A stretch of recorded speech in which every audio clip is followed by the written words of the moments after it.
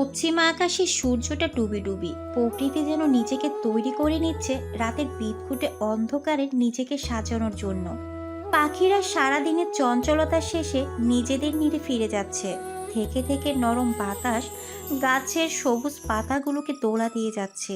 জানালা দিয়ে প্রকৃতির এই রং দিচ্ছে, আর মায়ের মাথায় তেল দিয়ে দিচ্ছে অনু।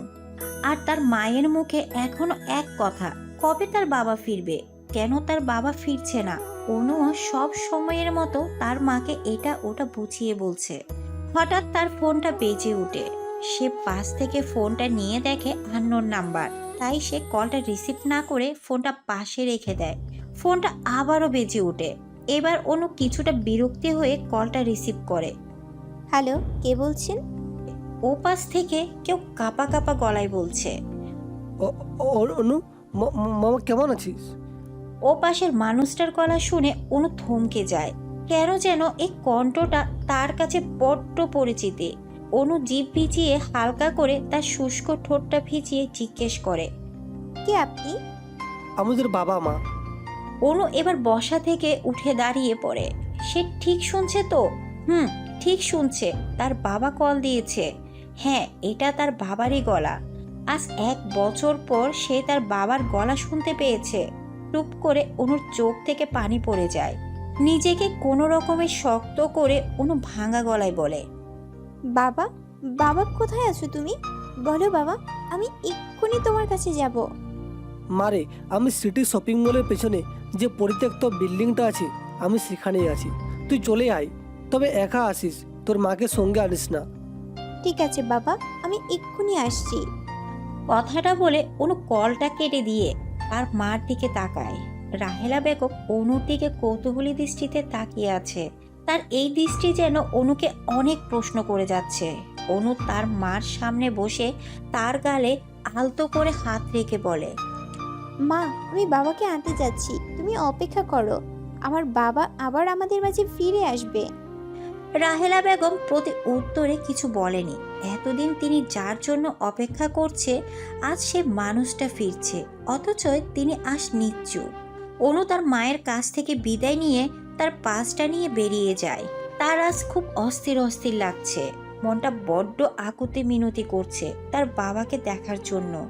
রাস্তায় দাঁড়িয়ে এদিক ওদিক তাকাচ্ছে একটা গাড়ির সন্ধানে, কিন্তু এমন সময় তাদের এদিকে তেমন কোনো গাড়ি থাকে না বিধায় সে আশেপাশে কোনো গাড়ি দেখছে না। মনে অস্থিরতা যেন বেড়েই চলেছে। মনে মনে দোয়া করছে একটা গাড়ি পেয়ে যাওয়ার জন্য। 4-5 মিনিট পর সে দূরে একটা রিকশাকে দেখে হাত নাড়িয়ে ইশারা করে। কই যাইবেন আফা? অস্থিরতায় তার গলা শুকিয়ে গিয়েছে। সে ছোট্ট একটা ঢোক গিলে বলে, মামা, সিটি শপিং মলের সামনে যাব। আইসা আফা উঠেন। আগুনের দাপটে আরাপের নিঃশ্বাস নিতে কষ্ট হচ্ছে। ভয়ঙ্কর কালো ধোঁয়া তার শ্বাসনালীতে চলে যাওয়ায় সে জোরে জোরে কাশতে আরম্ভ করে। চোখের সামনে সবকিছু ঘোলাটে দেখছে সে। অন্ধকারে আচ্ছন্ন হয়ে যাচ্ছে তার দৃষ্টি। আর বোধহয় বেশিক্ষণ এভাবে টিকে থাকতে পারবে না সে। থেকে থেকে জোরে জোরে শ্বাস নিয়ে উঠছে। এই বুঝি তার নিঃশ্বাস আটকে এলো। এক্ষুনি বোধহয় দম বন্ধ হয়ে মারা যাবে সে। চোখ বন্ধ করলো আরাফ। চোখের সামনে অনুর মুখটা ভেসে উঠল, সাথে ভেসে উঠল তার স্বার্থপর বাবার মুখটাও। আরাফের কানে হঠাৎ কারো গলার শব্দ ভেসে এলো। সে কোনো রকম চোখের পাতা খুলে দেখে ফায়ার সার্ভিসের লোকেরা তাদের বিশাল সিঁড়িটা দিয়ে আরাফের বারান্দায় খুব কাছে চলে এসেছে। তারা আরাফকে বলছে, আপনি ভয় পাবেন না, আমরা এখনই আপনাকে উদ্ধার করব। আপনি আমাদের দিকে হাত বাড়িয়ে দিন। কথাগুলো তার মস্তিষ্ক পর্যন্ত যাচ্ছে ঠিকই, কিন্তু সে অনুযায়ী তার মস্তিষ্কের নিউরন কোষটা কোনো রেসপন্স দিচ্ছে না। আরাফের চোখ বুজে আসছে। সে এইটুকু বুঝতে পারছে তাকে বাঁচানোর সব চেষ্টাই করা হচ্ছে, কিন্তু তার শরীরটা যে আর দাঁড়িয়ে থাকার মতো শক্তি পাচ্ছে না। ওপাশ থেকে ফায়ার সার্ভিসের লোকেরা আবারও চিৎকার করে বলে, আগুন বাড়ছে, আপনাকে চেষ্টা করতে হবে। আমরা আপনার খুব কাছাকাছি, প্লিজ আপনিও আমাদের এই স্টেজটার উপর আসার চেষ্টা করুন। আরাফ পিট পিট করে তাকায়। সামনে বিশাল সিঁড়িটার মাথায় একটা স্টেজ আছে। তাকে বাঁচতে হলে বারান্দায় এই রেলিং টপকে এই স্টেজে উপর দাঁড়াতে হবে, কিন্তু তার শরীরে যে বিন্দু মাত্র শক্তি নেই। তার মনে হচ্ছে তার পুরো শরীরটা যেন অবশ হয়ে আসছে। এখন চাইলেও সে তার শরীর নাড়াতে পারছে না। আরাফ চেষ্টা করছে না দেখে নিচ থেকে পিয়ে চিৎকার করে বলে, আরাব বাবা, তুই চেষ্টা কর বাবা, তুই হেরে যাস না। তোর পিয়ে যে তোর জন্য অপেক্ষা করছি, তোর পিয়ের কাছে ফিরে আয় বাবা। পিয়ের কথা শুনে আরাফ তার দিকে এক পলক তাকায়। সে ধীরে ধীরে এবার রেলিংয়ের খুব কাছে গিয়ে তার হাত বাড়িয়ে দেয়। ওপাশ থেকে একজন তার হাত ধরে আর অন্য একজন স্টেজটা যতটা সম্ভব বারান্দায় খুব কাছে নিয়ে আসে। আরাফ এক পা তুলতেই সে ব্যালেন্স হারিয়ে আবার বারান্দায় পড়ে যায়। তা দেখে পারভেজ সাহেব চিৎকার করে ওঠে। আগুন আরাফের খুব কাছে। আরাফ বুঝতে পারছে তার আর বাঁচার কোনো উপায় নেই, তবুও একবার কি ভেবে সে উঠে দাঁড়ায়। সে আবারও চেষ্টা করতে থাকে বারান্দার রেলিং টপকানোর। ফায়ার সার্ভিসের সিঁড়িটা বারান্দার খুব কাছে নেওয়ার পরও এখনও বারান্দায় আর সিঁড়ির মাঝে অনেকটাই ফাঁক। যদি ভুলবশত একবার আরাফের পা স্টেজে না পড়ে ওই ফাঁকাটার উপরে পড়ে, তাহলে সে 5 তলা থেকে সোজা নিচে গিয়ে পড়বে। আরাফ খুব সাবধানতার সাথে তার একটা পা রেলিংয়ের টপকে স্টেজটার উপরে রাখলো, কিন্তু দ্বিতীয় পাটা আনতে নিয়েই তার পা ফসকে যায়। সাথে সাথে সে পড়ে যেতে নিলেই সামনে থাকা ফায়ারম্যানটা তাকে জাপটে জড়িয়ে ধরে তাকে স্টেজটাতে উপরে বসিয়ে দেয়। ধীরে ধীরে সিঁড়িটা নিচে নামতে থাকে। ততক্ষণে সেখানে পুলিশ আর অ্যাম্বুলেন্সের গাড়িও চলে আসে। আরাফকে নামিয়ে তারা পিয়ে আর আরাফকে অ্যাম্বুলেন্সে উঠিয়ে দেয়। পিয়েকে একজন পুলিশ অফিসার জিজ্ঞেস করে, ভেতরে আর কেউ আছে? জি অফিসার, আরও 10 থেকে 15 জন আছে ভিতরে। পুলিশ অফিসারের কথা শুনে অবাক হয়ে বলে, কি বলছেন? এতজন? এইদিকে তো আগুন নিভানোই যাচ্ছে না, এতজনকে বাঁচানো যাবে তো? পুলিশ এবার ফায়ার সার্ভিসের লোকদের তাড়া দিয়ে বলে, আপনারা তাড়াতাড়ি আগুন নেভানোর চেষ্টা করুন। ভেতরে এখনো আরও 10 থেকে 15 জন আছেন, তাদেরকে বাঁচাতে হবে। ফায়ার সার্ভিসের লোকেরাও তাদের সর্বোচ্চ দিয়ে চেষ্টা করছে আগুন নেভাতে। অ্যাম্বুলেন্সটা ছাড়ার মুহূর্তে পিয়ে সে পুলিশ অফিসারটাকে বলে, অফিসার, আমি একটু আগে আপনার ফোন দিয়ে যাকে কল দিয়েছিলাম, ও আমার মেয়ে। ও এখানে আসছে। ও আসার পর না হয় আমরা হসপিটালে যাব। না না, আপনাদের শরীরের কন্ডিশন ভালো না, আপনাদের এখনই ট্রিটমেন্টের প্রয়োজন। আর আপনি চিন্তা করবেন না, আপনার মেয়ে এখানে আসলে তাকে আমরা হসপিটালে পাঠিয়ে দেব, আপনি নিশ্চিন্তে যান। পিয়ে ও আর কিছু বলেনি। অ্যাম্বুলেন্স নিয়ে হাসপাতালের উদ্দেশ্যে চলে যায়। রিক্সা ভাড়া মিটিয়ে অনু সে বিল্ডিংটার সামনে এসে দাঁড়ায়। সে অবাক হয়ে দেখছে সামনের বিল্ডিংটাতে দাও দাও করে আগুন জ্বলছে। সে আশেপাশে তাকিয়ে দেখে সবাই ব্যস্ত আগুন নেভাতে। তার চোখ জোড়া যে তার বাবাকেই খুঁজছে, কিন্তু আশেপাশে কোথাও তাকে দেখছে না। হঠাৎ পেছন থেকে কেউ বলে ওঠে, আপনি কি পারভেজ আহমেদের মেয়ে? অনু পেছনে ঘুরে থেকে একজন মধ্যবয়স্ক পুলিশ অফিসার দাঁড়ানো। অনু তার প্রশ্নের মাথা নেড়ে বলে, জি, আমি পারভেজ আহমেদের মেয়ে, কিন্তু আমার বাবা কোথায়? আপনার বাবা হসপিটালে, আপনি আমাদের সাথে চলুন, আমাদের গাড়ি আপনাকে হসপিটালে পৌঁছে দিবে। হসপিটালের কথা শুনে অনু সারা শরীরে অজানা ভয় এসে ভর করে। তার বাবা কিছু হলো না তো? ঠিক আছেন তো উনি? তাদের কাছে ফিরে এসে আবার হারিয়ে যাবেন না তো?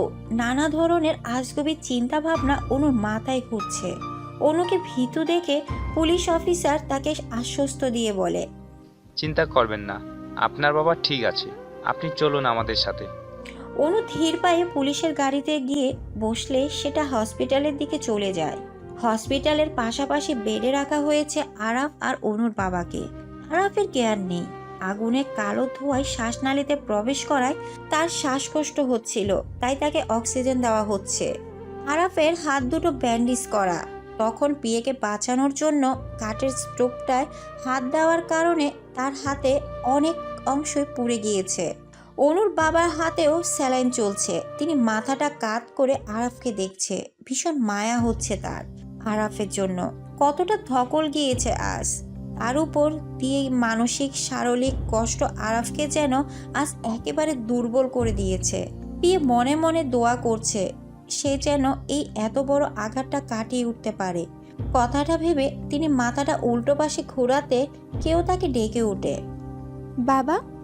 পারভেজ সাহেব দরজার দিকে তাকিয়ে দেখে তার প্রিন্সেস দাঁড়িয়ে আছে, চোখ থেকে অজর ধারায় পানি পড়ছে তার মেয়েকে এভাবে কাঁদতে দেখে পারভেজ সাহেবেরও চোখে পানি আটকাতে পারেনি। কোনো ধীর পায়ে তার বাবার সামনে এসে বসে, তারপর এক দৃষ্টিতে কিছুক্ষণ তার দিকে তাকিয়ে থেকে তার বুকের উপর ডুকরে কেঁদে ওঠে। আজ যে সে আনন্দের অশ্রু বিসর্জন করছে, আজ 1 বছর পর সে তার বাবার বুকে মাথা রাখতে পেরেছে, আজ যে তার চোখের পানি কোনো বাধা মানবে না। এতদিনের জমানো কষ্ট আজ একসাথে বেরিয়ে আসবে। পারভেজ সাহেব অনুর মাথায় হালকা করে হাত বুলিয়ে দিয়ে বলে, কেমন আছিস মা? অনুর মাথাটা তুলে সোজা হয়ে বসে তারপর অশ্রুসিক্ত নয়নে বলে, তোমাকে ছাড়া তোমার মেয়ে কি করে ভালো থাকতে পারে বলো? একটুও ভালো ছিলাম না বাবা, না আমি, না মা। মা তো রীতিমতো অসুস্থ হয়ে পড়ে তুমি হারিয়ে যাওয়ার পরে। এখনো শুধু এক কথাই বলে তুমি নাকি বাজারে গিয়েছো। বারবার আমাকে প্রশ্ন করে তোর বাবা কখন আসবে, এখনো আসছে না কেন? তুমি হারিয়ে যাওয়ার পর মা অনেক বেশি ভেঙে পড়ে। পারভেজ সাহেব জানে রাহেলার অবস্থা, তিনিও তো সেদিন দেখেছিলেন তাকে, তবে সেই দিনের কথাটা অনুকে তিনি এখন বলতে যাচ্ছে না, তাই চুপ করেই তিনি আর তার মেয়ের কথা শুনে যাচ্ছে। অনু আবার প্রশ্ন করে, তুমি এতদিন কোথায় ছিলে বাবা? অনুর প্রশ্নে পারভেজ সাহেব অপ্রস্তুত হয়ে বলে, কি উত্তর দিবে এই প্রশ্নের? পারভেজ সাহেব কোনোভাবেই চায় না অনুর কাছে এটা বলতে যে এতদিন তাকে আরাফ আটকে রেখেছিল, আর তারপর তার বাবা। আরাফের কোনো দোষ নেই, সে ইচ্ছে করে কিছুই করেনি, তাই তার উপর পারভেজ সাহেবের কোনো অভিযোগ নেই। তাই তিনি গম্ভীর গলায় বলে, কিছু খারাপ লোক আমাকে আটকে রেখেছিল রে মা।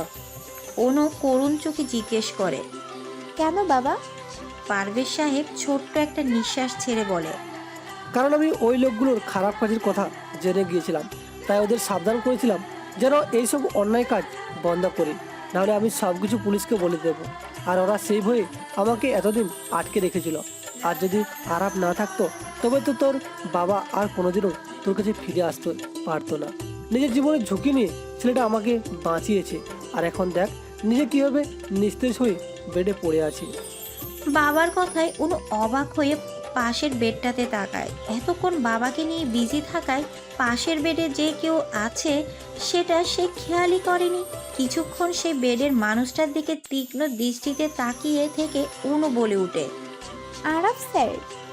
অনুর কথা শুনে পারভেজ সাহেব অবাক হয়ে জিজ্ঞেস করে, তুই কি আরাপকে আগে থেকে চিনিস না? অনুর বাবার দিকে তাকিয়ে বলে, এই কি সেই আরাফ যার কথা ছোটবেলা থেকে তুমি আমাকে বলে এসেছো? পারভেজ সাহেব হালকা হেসে বলে, হ্যাঁ রে, ওই হলো আরাপ, কিন্তু তুই ওকে কীভাবে চিনিস?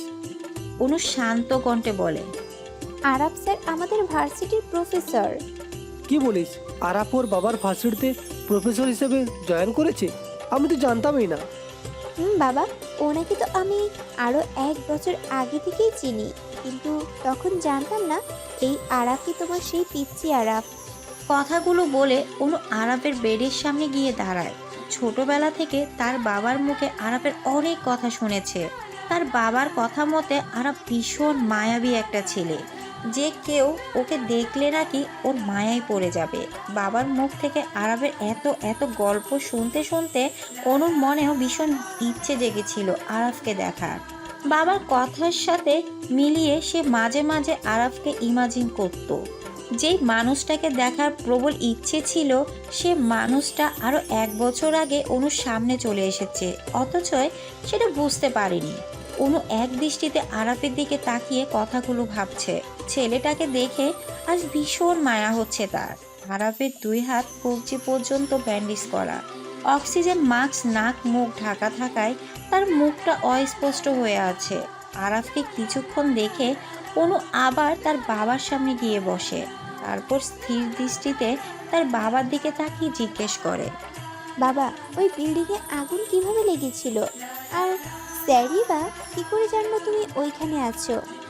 অনুর প্রশ্নে পারভেজ সাহেব মনে মনে ভাবে, অনুকে এখনই সবটা বলা যাবে না, নয়তো আরাপকে সে ভুল বুঝবে।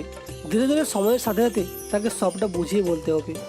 কথাটা ভেবে তিনি মেকি হাসি দিয়ে বলেন, এসব নিয়ে পরে কথা বলি মা, অনেক বড় একটা বিপদ থেকে আল্লাহর দোয়ায় বেঁচে ফিরেছি। কিছুটা সময় যাক, আগে সুস্থ হয়ে উঠি, তারপর না হয় তোকে সব বলবো। অনু মনে মনে ভাবলো। সত্যি এখন এই ব্যাপার নিয়ে কথা বলা ঠিক হবে না। তার বাবা এখন মানসিক আর শারীরিক উভয় সমস্যায় জর্জরিত। আগে বাবাকে আর আরাফকে সুস্থ করে তুলতে হবে, তারপর সব কিছু জানা যাবে। আপনি কি পেশেন্টের বাড়ির লোক? পেছন থেকে কারো গলা শুনে অনু পেছনে ফিরে দেখে একজন ডাক্তার দাঁড়িয়ে আছে। অনু তার প্রশ্নে মাথা ঝাঁকিয়ে বলে, জি, আমি ওনার মেয়ে।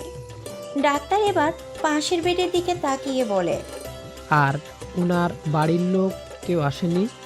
ডাক্তার, আমি ওর গার্জিয়ান। অনুর বাবা ডক্টরকে বলে। অনু তার বাবার কথা শুনে অবাক হয়ে বলে, বাবা আরাফ স্যারের বাবাকে তো খবর দেওয়া হয়নি। ওনাকে কি আমি খবর দিব যে স্যারের এই সমস্যা? অনুর কথা শুনে পারভেজ সাহেব ছোট্ট একটা দীর্ঘশ্বাস ফেলে বলে, ওই বিল্ডিংয়ে আরাফের বাবা আনোয়ারও ছিল, আর ওকে এখনো উদ্ধার করা হয়েছে কিনা জানি না। অনু তার বাবার কথায় অবাক হয়ে তার দিকে তাকিয়ে থাকে। তার মাথায় কিছুই ঢুকছে না। সবাই ওই বিল্ডিংয়ে কি করছিল? আরাফ তো গিয়েছিল তার বাবাকে বাঁচাতে, তাহলে আনোয়ার স্যার সেখানে কেন গিয়েছিল? কথাগুলো ভাবতে অনুর কপালে ভাঁজ পড়ে। পারভেজ সাহেব তার মেয়ের চিন্তিত মুখ দেখে বলে, আমি জানি মা, তোর মনে এখন অনেক প্রশ্ন জড়ো হচ্ছে। চিন্তা করিস না, আস্তে আস্তে তুই তোর সমস্ত প্রশ্নের উত্তর পেয়ে যাবি। বাবার কথা শুনে অনু ছোট্ট করে বলে, তারপর আবার ডাক্তারের দিকে তাকিয়ে বলে, আচ্ছা ডাক্তার, এখন ওনাদের দুজনের কন্ডিশন কেমন? ডাক্তার আরাফের স্যালাইনটা দেখতে দেখতে বলেন, দুইজনে কেউ পুরোপুরি সুস্থ না। আপনার বাবার প্রেশার ফলস করেছে, যার কারণে উনি খুবই দুর্বল হয়ে পড়েছেন। ওনাকে এখনই পুরোপুরি স্লাইনের উপর রাখতে হবে। আশা করি ধীরে ধীরে এই দুর্বলতা কাটিয়ে উঠতে পারবে। আর এই যে ওনার অবস্থা একটু বেশি খারাপ। শ্বাসনালীতে আগুনের কালো ধোঁয়া ঢুকে পড়ায় ওনার শ্বাস প্রশ্বাসও সমস্যা হচ্ছে। তার উপর দু হাতের অনেকটা অংশ পুড়ে গিয়েছে। তবে চিন্তা করবেন না, আমাদের ট্রিটমেন্ট তো চলছেই। হোপ দ্যাট খুব শীঘ্রই দুজনেই সুস্থ হয়ে উঠবেন। কথাটা বলে উনি একজন নার্সকে ডেকে বলেন, দুজন পেশেন্টেরই প্রথম সেলাইন শেষ হয়েছে, আপনি আরেকটা নিয়ে আসুন।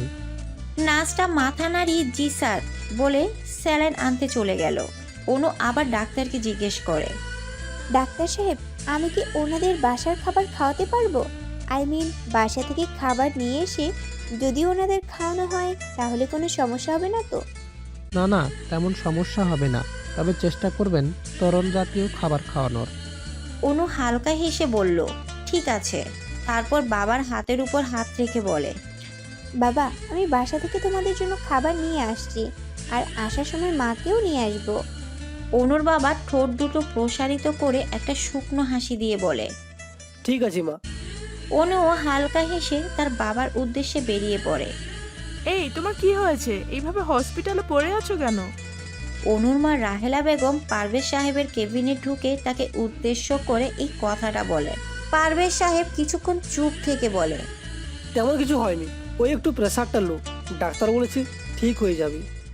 রাহেলা বেগম এবার খেপে গিয়ে বলেন, হবেই তো। সারাদিন তো কাঠ ফাটা রোদের মধ্যে বাজারের নামে বাইরে গিয়ে বন্ধুদের সাথে আড্ডা দাও।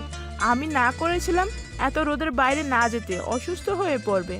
তখন তো আমার কথা শোনোনি। এখন ভালো লাগছে এইভাবে হসপিটালে পড়ে থাকতে। মাকে এইভাবে খেপে যেতে দেখে অনু তার মার কাঁধে হাত রেখে বলে, মা কি করছো?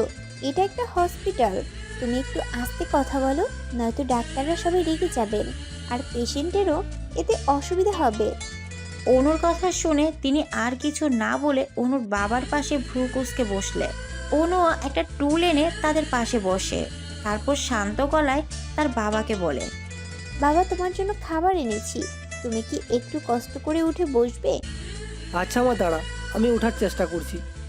অনুও তার বাবাকে সাহায্য করে ওঠার জন্য বাবার পেছনে একটা বালিশ রেখে সেটাতে হেলান দিয়ে বসতে বলে অনু। তারপর টিফিন বক্সটা খুলে একে একে সব খাবার বের করে পাশের টেবিলটাতে রাখে। এত খাবার দেখে পারভেজ সাহেব বড় বড় চোখ করে তাকিয়ে বলে, এত খাবার কে খাবে মা? কেন বাবা, তুমি আর আরাফ স্যারও তো আছে। এ তো অনেক খাবার, এত খাবার কে রান্না করছে বলতো? অনু কিছু বলার আগে রাহিলা বেগম বলে, কে আবার তোমার মেয়ে? নিজের হাতে সব রান্না করেছে, আমাকে কিচ্ছু করতে দেয়নি। রাহেলা বেগমের কথা শুনে পারভেজ সাহেব ছলছল নয়নে অনুর দিকে তাকায়। তারপর অনু মাথায় হাত রেখে বলে, আমার ছোট্ট প্রিন্সেসটা এত বড় হয়ে গেল কবে? আমি তো ভাবতেই পারছি এতগুলো রান্না তুই করেছিস। বাবার কথায় অনুর মুখে হাসি ফুটে ওঠে। সে উৎফুল্ল হয়ে বলে, হ্যাঁ বাবা, তুমি যাওয়ার পর মা অসুস্থ হয়ে পড়ে, তাই মার পক্ষে তো আর রান্না বান্না করা সম্ভব ছিল না, তাই আমিই তখন সব কিছু শিখিয়ে নিই। অনুর কথা শুনে পারভেজ সাহেবের চোখ থেকে টুপ করে পানি পড়ে, কিন্তু কেউ দেখার আগে তিনি তার হাতে উল্টো পিঠ দিয়ে মুছে ফেলে। এই তার ছোট্ট মেয়েটা, যে কিনা রান্নার ভয়ে রান্নার ঘরের আশেপাশে দিয়েও যেত না, সে আজ রান্না পারে। পারভেজ সাহেবের মনে আছে একবার অনু ফুটন্ত তেল চিপস ভাজতে গিয়ে হাত পুড়িয়ে ফেলেছিল। সে যে কি কান্না! আর তখন থেকে ওর মনে রান্নার প্রতি ভয় জন্মে গিয়েছিল। কিন্তু সেই মেয়ে পরিস্থিতির শিকারে পড়ে এখন পুরো রান্নাঘরটায় আয়ত্ত করে নিয়েছে। কথাগুলো ভেবে হালকা হাসেন তিনি। নিজ হাতে তার বাবাকে খাইয়ে দেয় অনু। পারভেজ সাহেবের যেন আজ সুখের শেষ ছিল না। না চাইতেও গাল বেয়ে পানি পড়ছিল তার। মেয়েদের এই অল্প অল্প ভালোবাসাতে যে বাবাদের সমস্ত খুশি নিহিত। পারভেজ সাহেবকে খাওয়ানোর শেষে অনু পাশের বেডে আরাফের দিকে তাকায়। তারপর সে বাবাকে বলে, বাবা, স্যারের এখনো জ্ঞান ফিরছে না কেন? পারভেজ সাহেবও চিন্তিত মুখে বলে, কি জানি মা, ডাক্তার তো বলেছিল আর কিছুক্ষণের মাঝে আরাফের জ্ঞান ফিরবে, কিন্তু এখনো কেন ফিরছে না তাই তো বুঝে উঠতে পারছি না। অনু আর তার বাবার কথা শুনে রাহেলা বেগম ভ্রু কুঁচকে পাশের বেডের দিকে তাকায়। তারপর পারভেজ সাহেবকে জিজ্ঞেস করে, এই ছেলেটা কে? পারভেজ সাহেব থমথমে গলায় বলে, আরাফ, মনে আছে আরাফের কথা? আমাকে যে পিয়ে বলে ডাকতো। রাহেলা বেগম হেসে বলল, কি বলো, সেই ছোট্ট আরাফ আজ কত বড় হয়েছে? তারপর আবার হঠাৎ মুখটা মলিন করে বলল, কিন্তু ওর কি হয়েছে? আমাকে বাঁচাতে কি ওর এই হাল হয়েছে। রাহেলা বেগম ভ্রু কুঁচকে বলে, মানে? না কিছু না, আসলে একটা দুর্ঘটনায় ওর এই অবস্থা হয়েছে। পারভেজ সাহেব রাহেলা বেগমকে সত্যিটা বলেননি। তিনিও তো অসুস্থ। সবটা শোনার পর যদি কিভাবে রিয়েক্ট করবে কি জানি, এই ভেবে তিনি আর কিছু না বলে অন্যভাবে কথা ঘোরান। অনুর বাবা মা নিজেদের মধ্যে কথা বলছেন, আর অনু ধীর পারে গিয়ে আরাফের সামনে দাঁড়ায়। হালকা করে আরাফের ব্যান্ডেজ করা হাতের উপর হাত রাখে। অনু বুঝতে পারছে আজ আরাফের জন্য তার মনে হয় এক অন্যরকম অনুভূতি জন্মেছে। আরাফ নিজের জীবনের ঝুঁকি নিয়ে তার বাবাকে বাঁচিয়েছে, এতে করে যে অনু সারা জীবন কৃতজ্ঞ থাকবে তার কাছে। অনুর চোখগুলো ছলছল করছে, মনে প্রাণে দোয়া করছে আরাফের তাড়াতাড়ি জ্ঞান ফেরার জন্য। আরাফের সাথে আগে অনেক খারাপ ব্যবহার করেছে, সেসব কথা ভেবে না চাইতেও তার চোখ থেকে পানি পড়ে। অনুর কাছে আজ আরাফকে অন্য মানুষ লাগছে। মনে হচ্ছে না এই তার ভার্সিটি আরাফ স্যার, যার প্রতি ভীষণ বিরক্তি সে। তার কাছে মনে হচ্ছে এই আরাফই হলো সেই আরাফ যাকে নিয়ে অনু অনেক স্বপ্ন দেখেছে। বাবার মুখে আরাফের কথা শুনতে শুনতে আরাফকে না দেখেও এক অন্যরকম ভালো লাগা কাজ করত তার প্রতি। সব সময় চাইতো আরাফের সাথে যেন তার দেখা হয়। তার বাবাকেও অনেকবার বলেছিল আরাফের সাথে দেখা করিয়ে দেওয়ার জন্য, কিন্তু পারভেজ সাহেব আনোয়ারের ভয়ে রাজি হতে পারেনি। কিন্তু তার সেই কল্পনার প্রিয় মানুষটা যে আরও 1 বছর আগে তার সামনে চলে এসেছিল, অথচ সে বুঝতে পারেনি। কি অদ্ভুত, যাকে দেখার জন্য এত ছটপট করছে তাকে সামনে রেখেও তাকে চিনতে পারেনি অনু। কথাগুলো ভেবে অনু ছোট্ট একটা দীর্ঘশ্বাস ফেলে অনু। তারপর হঠাৎ সে দেখে আরাফের চোখগুলো পিটপিট করছে। তার মানে আরাফের জ্ঞান ফিরেছে। তা দেখে অনুর মুখে হাসি রেখা ফুটে ওঠে। ধীরে ধীরে চোখ খুলে আরাফ। চোখের সামনে সবটা ঝাপসা দেখছে সে। প্রায় 2 মিনিট পর তার চোখের সামনে সবকিছু ক্লিয়ার হয়। আরাফ এবার মাথাটা হালকা কাত করে অনুর দিকে তাকায়। অনু অপলক চোখে তাকিয়ে আছে তার দিকে। আরাফের এই শান্ত চোখের দৃষ্টি কেন যেন অনুকে ভীষণ কষ্ট দিচ্ছে। কিছুক্ষণ অনুর দিকে তাকিয়ে আরাফ আবার মাথাটা সোজা করে। তার দৃষ্টি এখন সামনে স্বচ্ছ দেওয়ালটাতে স্থির।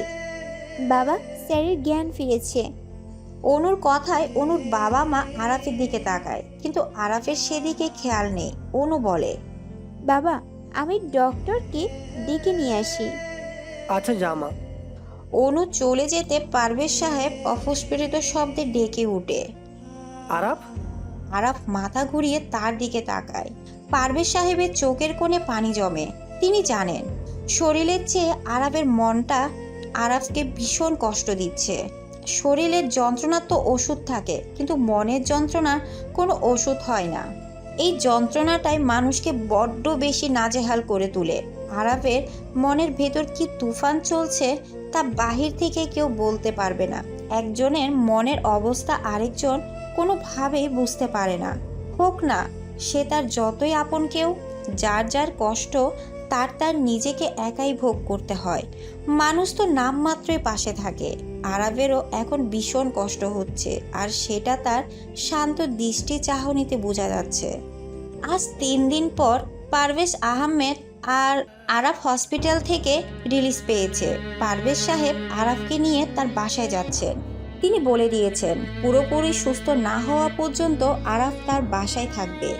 যদিও আরাফ যেতে রাজি হয়নি, তবুও তার পিএ আর অনু এত রিকোয়েস্ট ফেলতে পারেননি। সেদিন আগুনের ভয়াবহতায় আনোয়ার সাহেবের বেশ কিছু লোক দগ্ধ হয়ে মারা গেলেও তিনি সহ আরও 4-5 জন বেঁচে যান। তবে তাদের অবস্থাও শোচনীয়। যারা বেঁচে ফিরেছে সবাইকে আইসিইউতে রাখা হয়েছে। যখন ডাক্তার আনোয়ার সাহেবের বাড়ির লোকের কথা বলেছিল, তখন পারভেজ সাহেব বলেছে তিনি তার আত্মীয়। কিন্তু সবচেয়ে বড় ব্যাপার হলো আনোয়ার সাহেবের আইসিইউর সমস্ত খরচ আরাফ বহন করবে বলেছে। পারভেজ সাহেব আরাফের এই কথায় বেশ অবাক হয়েছিলেন। যে লোকটা তাকে এতটা কষ্ট দিয়েছে, আজ আরাফ তাকে বাঁচাচ্ছে। পৃথিবীতে সব ভালোবাসাই শুধু নিঃস্বার্থের জন্য হয় না। কিছু কিছু ভালোবাসা স্বার্থহীনভাবেও হয়ে থাকে, যেমন আরাফের ভালোবাসা, যার মধ্যে কোনো স্বার্থকতা নেই। আছে শুধু মায়া, মমতা আর একরাশ ভালোবাসা। ড্রয়িং রুমের সোফায় পাশাপাশি বসে আছে পারভেজ সাহেব আর আরাফ। আরাফ বসে বসে হালকা করে চোখ বুলাচ্ছে। পুরো রুমটাতে বেশ গোছানো সব কিছু। বড় জানালাটার পাশে একটা খাট পাতা, খাটের পাশেই ছোট্ট একটা টেবিল, তারপর তার এক পাশে দেওয়ালে সেট করা একটা টিভি।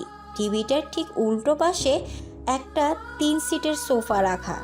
আর এই রুমে ঢুকতেই যেটা সবার আগে চোখে পড়ে সেটা হলো দেওয়ালে টাঙানো পারভেজ সাহেবের পুরো পরিবারের বিশাল বড় একটা ছবি। ছবিটা অনেক আগের।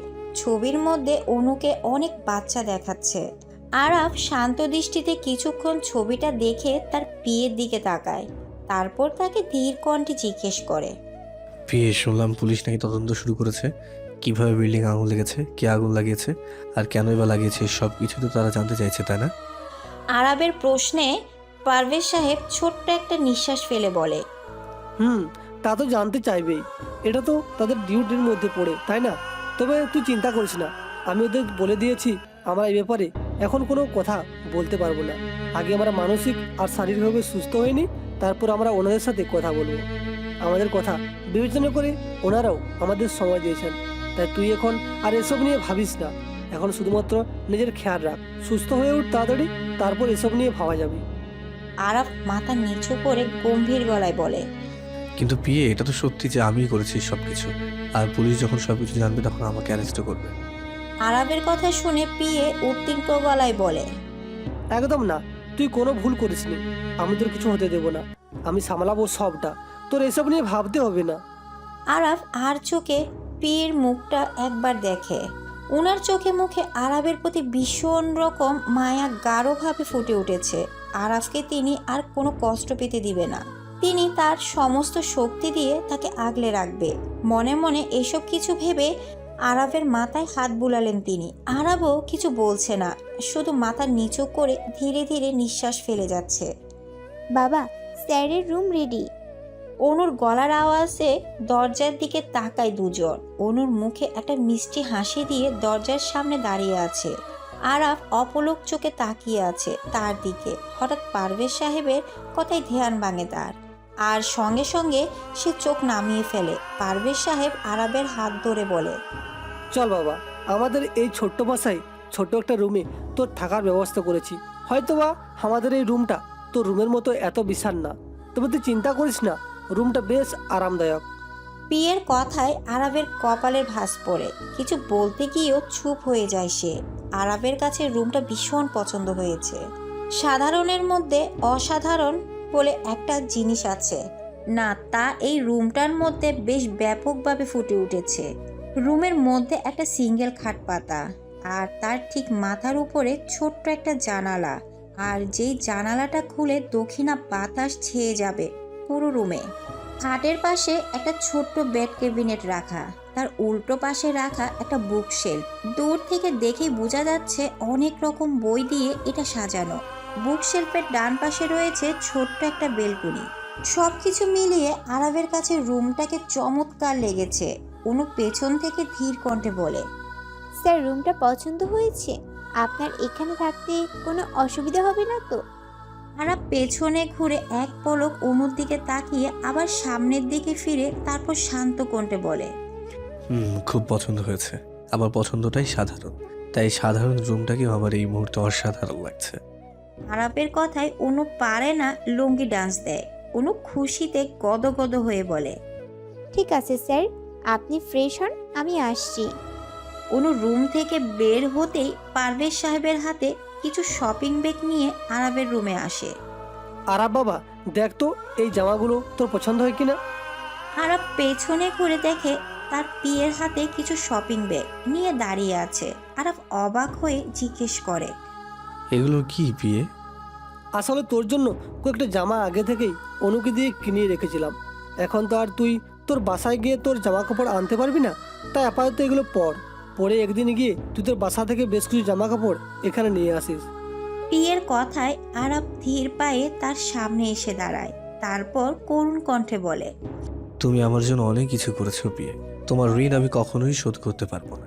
আর আমি এই আনোয়ার মোহাম্মদের বাড়িতে কখনো ফিরে যাব না। কিন্তু বিয়ে, আমার নিজের ফ্ল্যাট আছে, আমি সেখানেই থাকতে পারবো। তাও কেন তুমি এত জোর করছো বলো তো?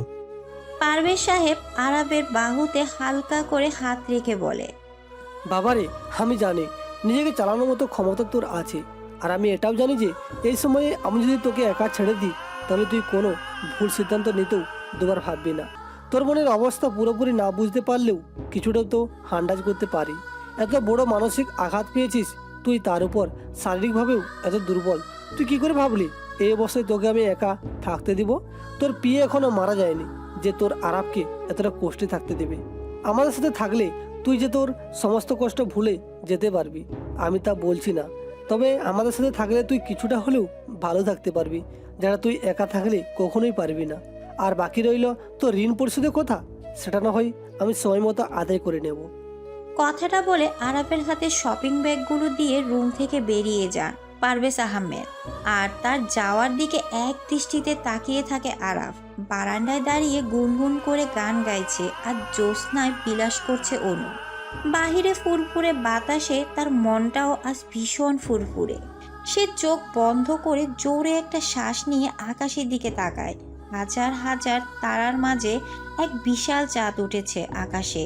তার কাছে এই মুহূর্তে আকাশটাকে ভয়ঙ্কর সুন্দর লাগছে, যে সৌন্দর্যের কোনো ব্যাখ্যা নেই। কোনো আকাশ থেকে চোখ নামিয়ে সামনে থাকা কৃষ্ণচূড়া গাছটার দিকে তাকায়।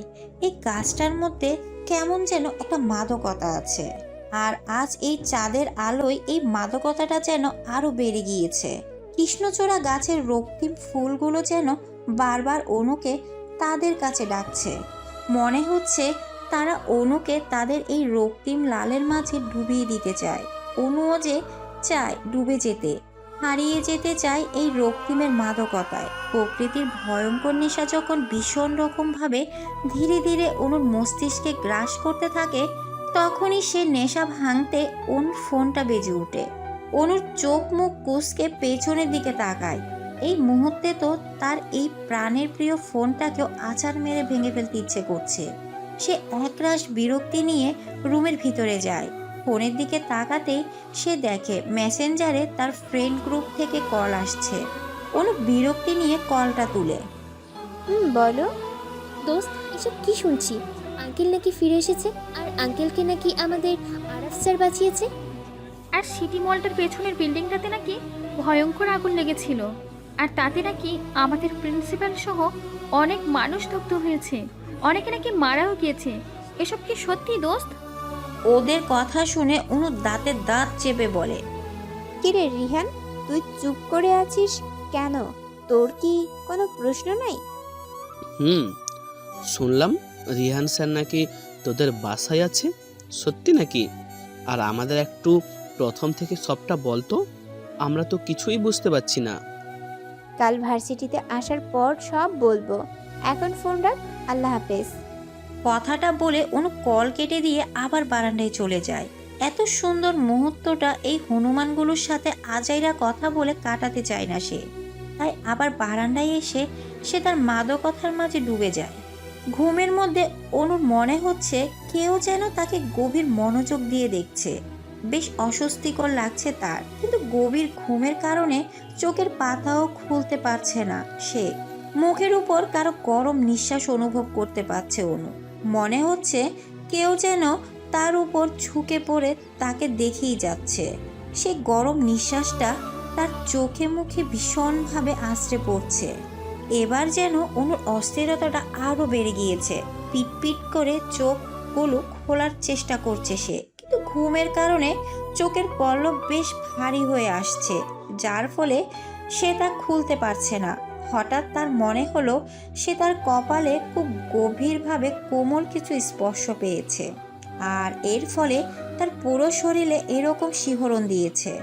এবার অনু আর না পেরে তাড়াতাড়ি তার চোখের পাতা খুলে। প্রথমে চোখের সামনে সব কিছু ঘোলাটে মনে হলেও পরক্ষণে ধীরে ধীরে সব ধোঁয়াশা কেটে যায়। অনু পুরো রুমে চোখ বুলাচ্ছে কেউ আছে কিনা। কেন যেন একটু আগে কারো অস্তিত্ব এই রুমে টের পেয়েছে সে। অনু দরজার দিকে তাকিয়ে দেখে সেটা আগের মতোই হালকা চাপানো। অনু দরজা খুলেই ঘুমায়। দরজা আটকিয়ে ঘুমাতে তার ভয় করে, যার ফলে সব সময় দরজাটা এমনভাবে হালকা ফাঁক করে চাপিয়ে রাখে। বেশ কিছুক্ষণ ধরে আশেপাশে চোখ বুলাতেই কিছুই দেখতে পায় না সে। অনু আনমনে তার হাতটা কপালে ছোঁয়ায়। তার কাছে মনে হচ্ছে কেউ যেন তাকে ঘুমের মধ্যে গভীরভাবে কপালে ভালোবাসার পরশ দিয়েছে। পরক্ষণেই সে ভাবে, না না, এইসব কিছু আমার ভুল ধারণা। আমি নিশ্চয়ই গভীর ঘুমের স্বপ্ন দেখছিলাম। এটা স্বপ্ন ছাড়া আর কিছুই না। কথাটা ভেবে আবার শুয়ে পড়ে সে। সকালে সূর্যের নরম আলোটা তীর্যকভাবে আরাফের মুখে পড়তেই পিটপিট করে চোখ খুলে সে বড় করে একটা হাই তুলে উঠে বসে। কিছু একটা ভেবে আনমনে আরাফের ঠোঁটের কোণে হাসি ফুটে ওঠে, কিন্তু পরক্ষণে হাসিটাকে অগ্রাহ্য করে সে উঠে ওয়াশরুমে চলে যায়। হাতে এক কাপ গরম গরম কফি নিয়ে আরাফের দরজার সামনে গিয়ে নক করে অনু, কিন্তু কয়েকবার নক করেও কোনো সাড়া শব্দ না পেয়ে সে রুমের ভিতরে ঢুকে পড়ে। রুমে গিয়ে দেখে আরাফ রুমে নেই। ওয়াশরুম থেকে পানির আওয়াজ পেতেই অনু বুঝতে পারে আরাফ ওয়াশরুমে। তাই অনু কফিটা আরাফের বেডের পাশে ক্যাবিনেটের উপর রেখে রুম থেকে বেরিয়ে যায়। নাস্তার টেবিলে সবাই বসে নাস্তা করলেও অনু সেখানেই নেই। ব্যাপারটা কিছুক্ষণ যাবৎ খেয়াল করে আরাফ। অনুকে অনেকক্ষণ যাবৎ দেখতে না পেয়ে সে পিয়েকে জিজ্ঞেস করে, পিয়ে অনু কোথায়? ওকে দেখছি না যে। রাহেলা বেগম আরাফের প্লেটে একটা রুটি দিতে দিতে বলে, আসলে বাবা, অনু আরো আগেই ভার্সিটিতে চলে গিয়েছে। এই 3 দিন তো আর ভার্সিটিতে যেতে পারেনি, তাই আজ একটু তাড়াতাড়ি গিয়েছে। আরাফের মুখটা মলিন হয়ে যায়। কেন যেন তার এখন অনুকে খুব দেখতে ইচ্ছে করছে, কিন্তু সেই ইচ্ছেটা মনের কোণে ফেলে রেখে ডান হাত দিয়ে আস্তে আস্তে রুটি ছিঁড়ে খায় সে। আরাপ, আজকে ডক্টরের কাছে গিয়ে তোর বাম হাতের ব্যান্ডেজটাও খুলিয়ে আনবো নে। ডান হাতটা আগের থেকে অনেকটাই শুকিয়ে গেছি। এখন বাম হাতটা ভালোই ঠিক হয়ে গেলেই হয়। নাস্তা শেষ করে আমরা ডক্টরের কাছে যাব, কেমন? আরাফ আনমনে বলে। আচ্ছা। তার মন আর মস্তিষ্ক পুরোপুরি এখন অনুকে নিয়েই ভাবছে। অনুর সেই ঘুমন্ত মায়াবী মুখটা কোনোভাবেই ভুলতে পারছে না। অনুর এই ঘুমন্ত মুখটা যে আরাফকে আরো পাগল করে তুলেছে। অনুর মায়ায় যে আরাফ পুরোপুরি নিজেকে জড়িয়ে ফেলেছে সেটা সে বেশ ভালোই বুঝতে পারছে। এই মায়ায় যে সে সারা জীবন থাকতে চায়, কিন্তু তা কি অনু কখনো বুঝবে? ক্যান্টিনে বসে কফি খাচ্ছে অনু, আর তার ঠিক সামনে তিহা, রুমি আর রিহান গোল গোল চোখে তাকিয়ে আছে তার দিকে। তাদের তাকানোর স্টাইল দেখে মনে হচ্ছে অনু কোনো ভিন্ন গ্রহের প্রাণী। অনুর চোখে মুখে বিরক্তির ভাবটা স্পষ্ট। সে কফি খাওয়া শেষ করে একরাশ বিরক্তি নিয়ে তাদের দিকে প্রশ্ন ছুড়ে। কি সমস্যা? আমার দিকে এমন ভাবে কেন তাকিয়ে আছিস যেন আমি একটা এলিয়েন? অনুর কথায় রিহান একটু নড়ে চড়ে বসে, তারপর শান্ত কণ্ঠে বলে, তুই না বলেছিলি ভার্সিটিতে এসে সব কিছু বলবি, তো এবার বল, আর কত ওয়েট করব? রিহানের কথায় অনু বিরক্তি ভাবটা আরো স্পষ্ট হয়। সে ফ্রুকুসকে বলে, বলছি তো, এত উতলা হওয়ার কি আছে? তবে হ্যাঁ, আমার বলার মাঝখানে কেউ কোনো প্রশ্ন করবি না। আর আমি নিজেই সবটা জানি না। বাবা যতটুকু বলেছে আমিও ততটুকুই বলতে পারবো, এর বেশি কিছু না। রুমি উদ্বেগ কণ্ঠে বলে উঠে, আরে দোস্ত, যা জানোস বলতে থাক, আমরা আর অপেক্ষা করতে পারতেছি না। অনু ছোট্ট একটা নিঃশ্বাস নিয়ে বলে, আচ্ছা, তোরা সবাই জানিস যে আমার বাবা 1 বছর যাবৎ মিসিং ছিল, আর অনেক খোঁজাখুঁজি করার পরেও ওনার কোনো হদিশ পাওয়া যায়নি। বাবার মুখে শুনেছি বাবাকে কিছু খারাপ লোক নিজেদের স্বার্থসিদ্ধির জন্য নাকি 1 বছর আটকে রেখেছিল, কিন্তু তারা কে বা কারা সেই ব্যাপারে বাবা আমাকে কিছুই বলেনি। আর বাবাকে ওই খারাপ লোকদের থেকে আরাফ স্যারই উদ্ধার করতে পারবে। আরাফ স্যার বাবাকে ছোটবেলা থেকেই চেনে। বাবাকে তিনি পিয়ে বলে ডাকেন, কিন্তু দুঃখের ব্যাপার আমি তাকে চিনতাম না। বাবার মুখে আরাফ স্যারের কথা অনেক শুনেছিলাম, কিন্তু বুঝতে পারিনি বাবার বলা সেই আরাফ আমাদের ভার্সিটির আরাফ স্যার। আরাফ স্যার কী করে বাবাকে উদ্ধার করলো তাও আমি জানি না। এখানে আরও একটা রহস্য আছে। বাবাকে যে বিল্ডিংয়ে আটকে রাখা হয়েছিল সেই বিল্ডিংয়ের আমাদের প্রিন্সিপাল স্যারও ছিলেন, আর সেদিনের আগুনে স্যারের অবস্থা খুব খারাপ হয়ে পড়ে, কিন্তু উনি সেখানে কি করছিলেন আমি সেটাই বুঝতে পারছি না। বাবাও কিছু খুলে বলছে না। সবটা কেমন যেন একটা রহস্য ঘেরা। অনুর কথা শুনে তিনজনই চরম অবাক। রুমি বড় বড় চোখ করে বলে, তাহলে দোস্ত, আরব স্যারের কি হবে? ওনার বাবার যে এই অবস্থা। ওনাকে বাবা আমাদের বাড়িতে রেখেছেন। বাবা বলেছে স্যার পুরোপুরি সুস্থ না হওয়া পর্যন্ত আমাদের বাসায় থাকবে।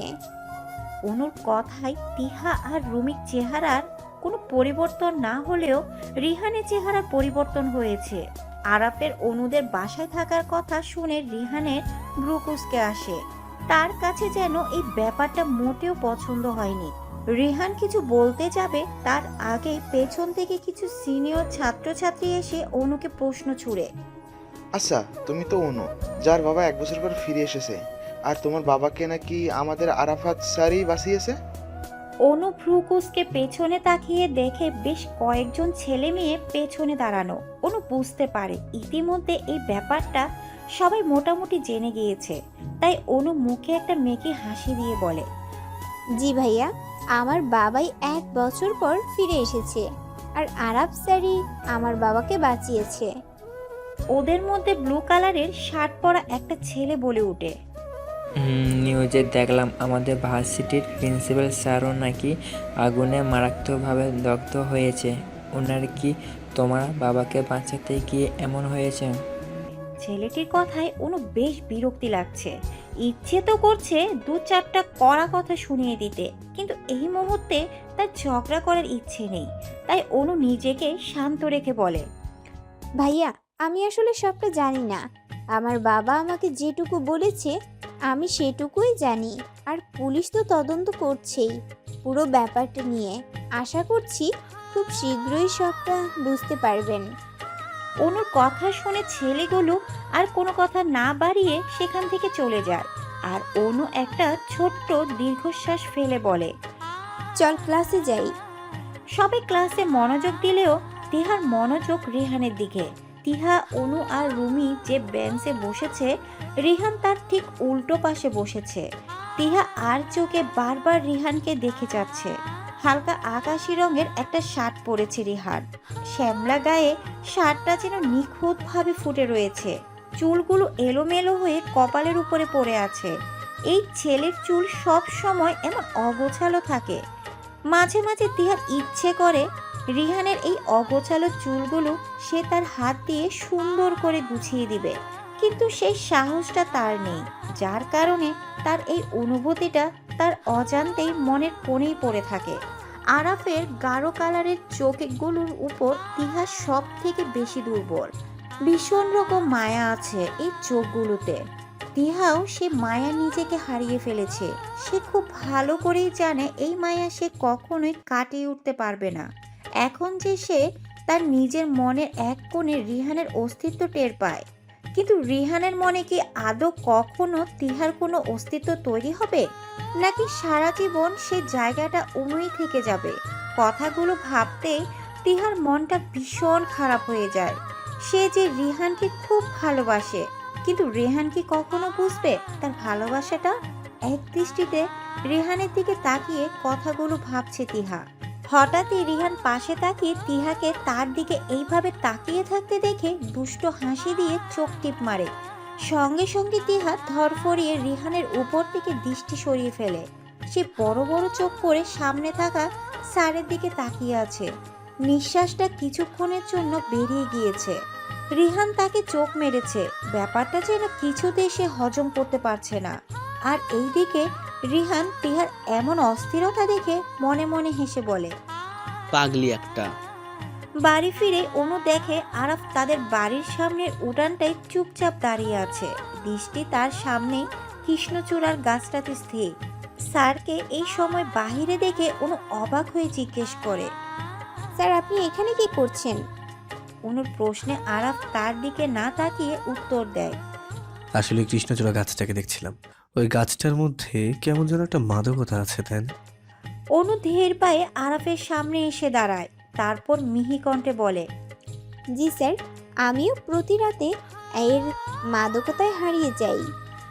আরাফ আর চোখে একবার অনুর দিকে তাকিয়ে অস্পষ্ট কণ্ঠে বলে, তোমার মধ্যে এক ভয়ঙ্কর মাদকতা আছে, যে মাদকতা নেশে আমাকে পুড়িয়ে মারছে।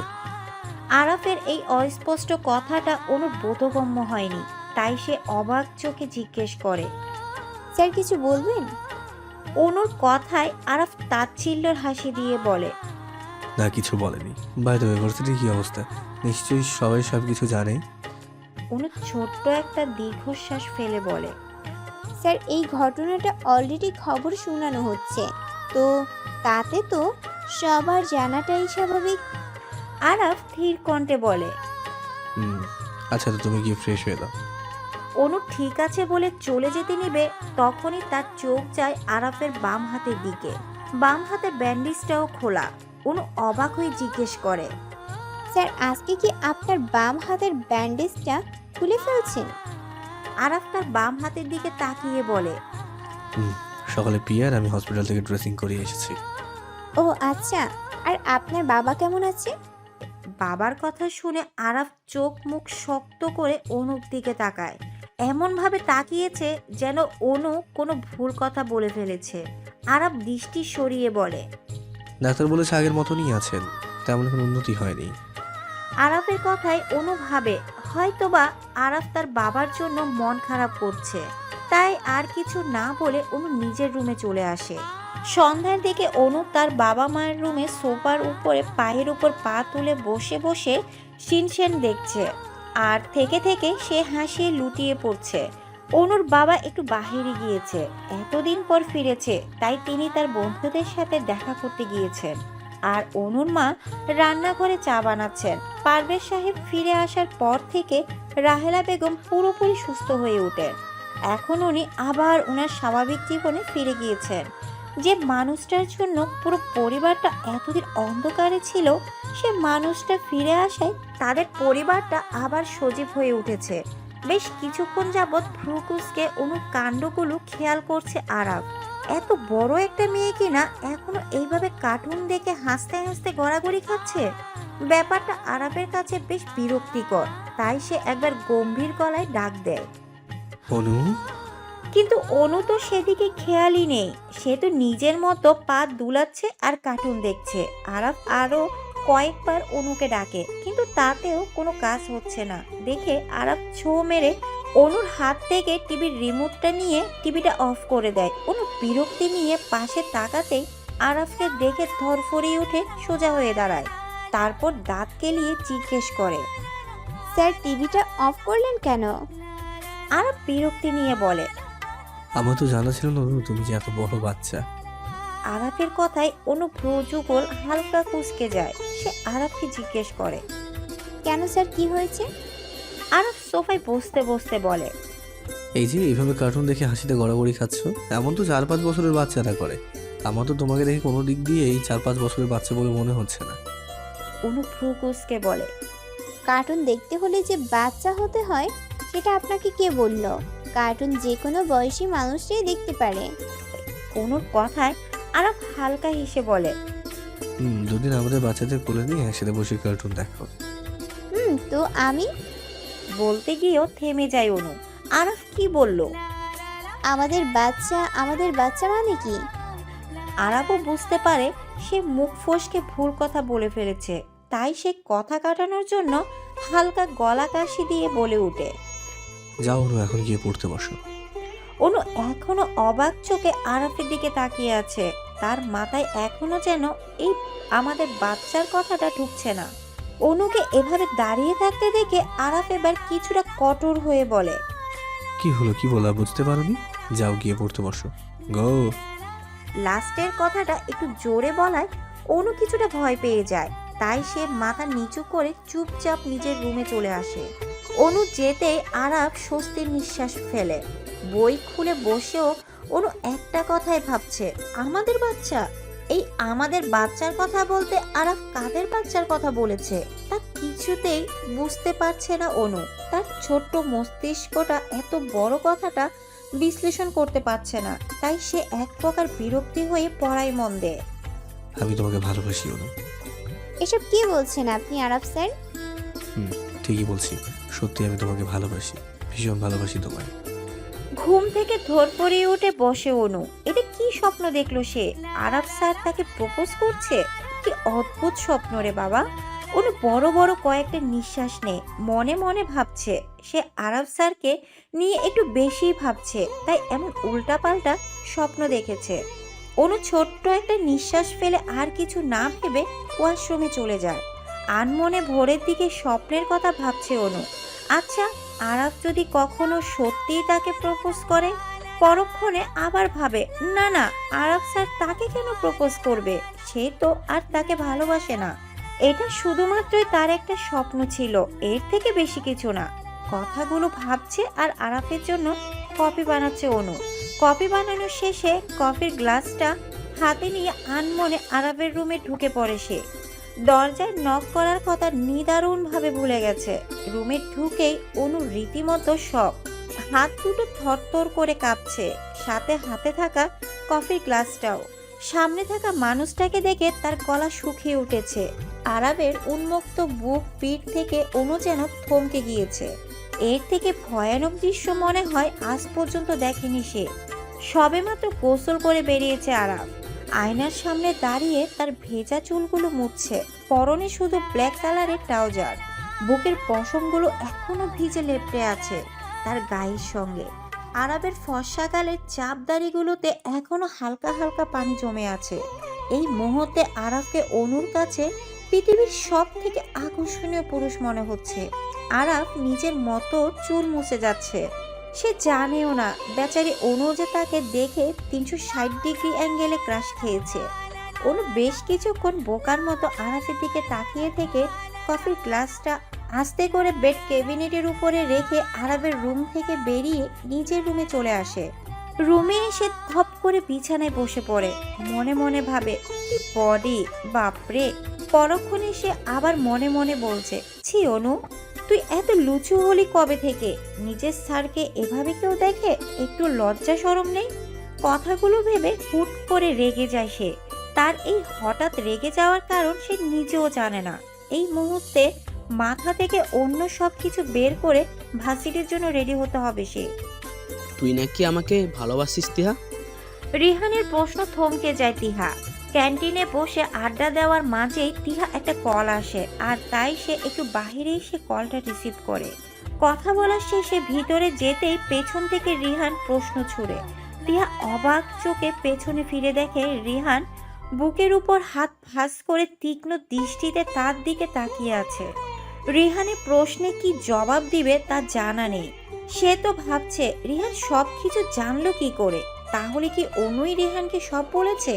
তিহাকে চুপ থাকতে দেখে রিহান ধীরে ধীরে তিহার খুব কাছে এসে দাঁড়ায়। রিহানকে নিজের এতটা কাছে দেখে তিহা কিছুটা অস্বস্তি হচ্ছে। জিভ দিয়ে ঠোঁট ভিজিয়ে তিহা বলে উঠে, চল রিহান, আমাদের সাথে ক্যান্টিনে বসে আড্ডা দিবি। রিহানের দৃষ্টি এখনো তীক্ষ্ণ। তিহার অস্বস্তিটা সে বেশ বুঝতে পারছে, তাই সে থমথমে গলায় বলল, আমি তো তোকে কিছু জিজ্ঞেস করেছিলাম তিহা। কাউকে ভালোবাসলে মনের সাহস রেখে তাকে ভালোবাসার কথাটা বলতে হয়। পেটের মধ্যে চেপে রাখলে সারা জীবন তা পেটেই থাকবে, মুখে আসবে না, বুঝলি? কথাটা বলে আর 1 মিনিটও দেরি না করে হন হন করে উল্টো দিকে হাঁটা আরম্ভ করলো রিহান। আর তিহা দাঁড়িয়ে দাঁড়িয়ে ভাবছে এতক্ষণ যাবৎ কি হয়ে গেল। তার কি তবে রিহানকে সরাসরি তার ভালোবাসার কথাটা বলে দেওয়া উচিত ছিল? কিন্তু রিহান তো অনুকে ভালোবাসে, তাহলে কেন সে তাকে বলছিল সাহস করে ভালোবাসার কথা বলার জন্য? রিহানের কর্মকাণ্ড বরাবরই তিহার মাথার উপর দিয়ে গিয়েছে, আজও তাই। চোখ বন্ধ করে একটা দীর্ঘশ্বাস ফেলে তিহা আবার ক্যান্টিনের ভিতরে অনু আর রুমির কাছে যায়। বেশ কিছুক্ষণ যাবৎ তারা 3 বান্ধবী চুপচাপ বসে আছে, কারোর মুখে কোনো কথা নেই। অনু ভাবছে আজকের সকালের ঘটনাটা, সে দৃশ্যটা যেন সে কোনোভাবেই ভুলতে পারছে না। আর তিহা ভাবছে একটু আগে রিহানের কথাগুলো। 2 বান্ধবীকে এমন স্তব্ধ দেখে রুমি গালে হাত দিয়ে বসে বিরক্তি নিয়ে তাদের দিকে তাকিয়ে আছে। বেশ কিছুক্ষণ এইভাবে বসে থাকার পর রুমি চিল্লিয়ে বলে, এই তোদের সমস্যা কি? মুখে কি গ্যাস্ট্রিক হয়েছে যে এমন চুপচাপ বসে আছিস? আর আমি আবুলের মতো কতক্ষণ ধরেই তোদের দিকে তাকিয়ে আছি, অথচ কারো তো সেদিকে কোনো খেয়ালই নেই। রুমির কথায় ধ্যান ভাঙে অনু আর তিহার। তারা একজন আরেকজনের দিকে তাকিয়ে ভাবে সত্যিই তো এতক্ষণ ধরে ক্ষুধায় কেন তারা নীরবতা পালন করছে। অনু এবার সোজা হয়ে বসে বলে, আচ্ছা তো আমরা কি তোর জ্বালায় একটু চুপও থাকতে পারবো না রুমি? সব সময় কি তোর মতো পকর পকর করেই যেতে হবে নাকি? রুমি ভ্রু কুঁচকে বলে, মনে হচ্ছে আমি একাই পকপক করি আর তোমরা দুজনে বসে বসে মুড়ি ভাজো। তা দুজন এতক্ষণ কোন এলিয়েনের কথা ভাবছিলে বলে তো আমাকে? অনু দাঁত কেলিয়ে বলে, তোর জামাই হিরো আলমের কথা ভাবছিলাম। তোর জামাই দিনকে দিন যেসব গান গাইছে না, কবে জানি তার এই গানের ভয়ে সাধারণ পাবলিক কচু গাছের সাথে ফাঁসি দিয়ে ঝুইলা মইরা যায়, আল্লাহ জানে। বোন, তুই তোর জামাইরে একটু এবার বোঝা, আমাদের কানের উপর যেন এই অত্যাচার না করে। যেদিকে যাই সেদিকেই তোর জামাইয়ের গান শুনতে শুনতে আমি অতিষ্ঠ। তুই তোর জামাইরে বল এই গানগুলা জমিয়ে রাখতে, বাসর ঘরে তোকে শোনানোর জন্য। আহ, কি রোমান্টিক হবে না ব্যাপারটা? অনুর কথা শুনে রুমি তো রেগে মেগে পুরো বোম হয়ে আছে। রুমি দাঁতের দাঁত চেপে বলে, ওই হারামি, দুনিয়াতে কি ছেলের অভাব পড়েছে যে আমার এই বদনামার্কা গায়কটারে বিয়ে করতে হইব? ওই বদনার গান শুনলে মনে হয় 1 গ্লাস পানি খায় আত্মহত্যা করে মরে যাই। আর তুই কিনা কস হেতে আমার জামাই হইব? কেমনে পারলি বান্ধবী হইয়া আমার জন্য এমন একটা পোলা খইজা দিতে? ছি, সে মনি অনু। অনু মুখ ভেঙচিয়ে বলে, আসছে ন্যাকামির কুইন ন্যাকামি করতে। কিন্তু আমাদের এই মহারানীর কি হয়েছে বলতো? যবে থেকে ফোনের কথা বলে ভিতরে এসেছে তবে থেকে চুপ। তা কে কল কেটে দিয়েছিল তোকে? অনুর কথায় তিহা হালকা হাসার চেষ্টা করে বলে, কই কিছু হয়নি তো। আর তখন আমাকে বড় খালামণি কল দিয়েছিল এমনি খুঁজে নেওয়ার জন্য। তিহার কথায় রুমি মুখ বাঁকিয়ে বলে, তাহলে তুই এমন বাংলার পাঁচির মতো মুখ বানিয়ে রেখেছিস কেন? কিছু তো একটা হয়েছে। তিহা মাথা নিচু করে আমতা আমতা করে বলে। আসলে রিহান জেনে গিয়েছে আমি ওকে লাভ করি। তারপর তিহা অনু আর রুমিকে একটু আগে যা যা ঘটেছে তার সবটা বলে। সব কিছু শোনার পর তো অনু আর রুমির মুখ পুরো হা হয়ে আছে। তারাও যে তিহার মতো রিহানের ব্যবহারে চরম লেভেলের অবাক হয়েছে তা তাদের মুখ দেখেই বোঝা যাচ্ছে। কিছুক্ষণ বাদে অনুর মুখে বিরক্তির ভাব ফুটে উঠেছে। সে তিহাকে বিরক্তিমাখা কণ্ঠে বলে, রিহান যখন তোকে সত্যিটা জিজ্ঞেস করলো তখন তুই সবটা বলে দিলেই পারতি। এত বড় একটা সুযোগ তুই কি করে মিস করলি বলতো?